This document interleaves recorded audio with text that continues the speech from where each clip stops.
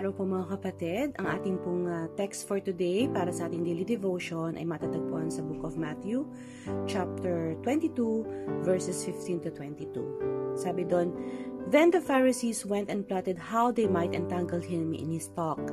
And they sent to him their disciples with the Herodians, saying, 'Teacher, we know that you are true and teach the way of God in truth, nor do you care about anyone.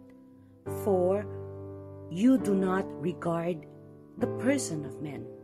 Tell us therefore, what do you think? Is it lawful to pay taxes to Caesars or not?' But Jesus perceived their wickedness and said, 'Why do you test me, you hypocrites? Show me the tax money.' So they brought him a denarius.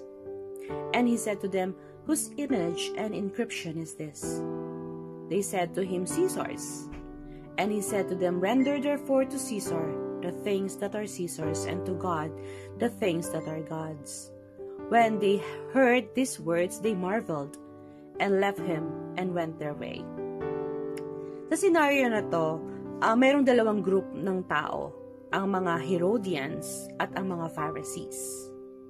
So, nag-team up sila para itrap si Jesus sa isang question na kung saan dapat ba na magbayad ng tax ang mga tao kay Caesar or hindi. So akala nila matatrap nila si Jesus with that question kasi ang mga Herodians, those people are affiliated sa Rome. So kung sasabihin ng Panginoon na huwag kayong magbayad ng tax, magagalit ang mga Herodians. Samantalang kung sasabihin naman ni Jesus Christ na magbayad kayo ng tax, so magagalit naman ang mga Pharisees or ang mga Jews kasi feeling nila masyado silang na-abuse ng Roman na sinisingil sila ng tax na hindi naman karapat-dapat or hindi naman dapat. So magagalit ang both sides kung ano man ang isasagot ni Jesus Christ sa tanong na yon. So talagang akala nila matatrap nila si Jesus Christ. So of course, knowing Jesus, so he asked for a coin. So sabi ni Lord, "Pahingi ako ng coin."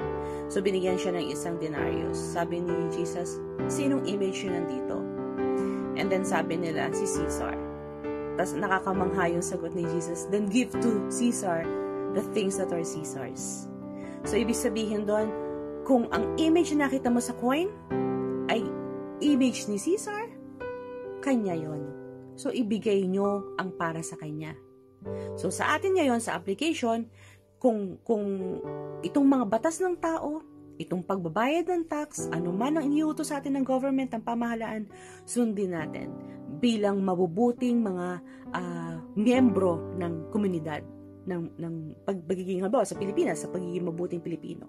Tapos sabi ni Lord, "And to God, the things that are God's." At alam naman natin na tayo ay nilikha ng Diyos sa kanyang image. We are created in His own image and likeness. Ang sabi po yun sa Biblia.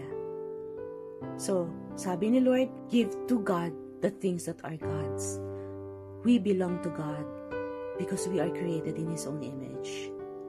So, as a follower of Jesus Christ, we should obey Him, follow Him, and surrender ourselves to Him.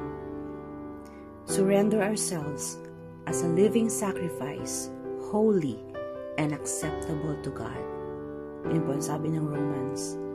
Kaya we just need to continue to study His Word, meditate on it day and night, ask God, pray to Him, ask God for wisdom on how to really obey Him, follow Him, and being a good Christian, an obedient Christian na nagmamahal sa ating Panginoong Hesukristo. So yun lang po maiiwan ko sa inyo, and to God be the glory.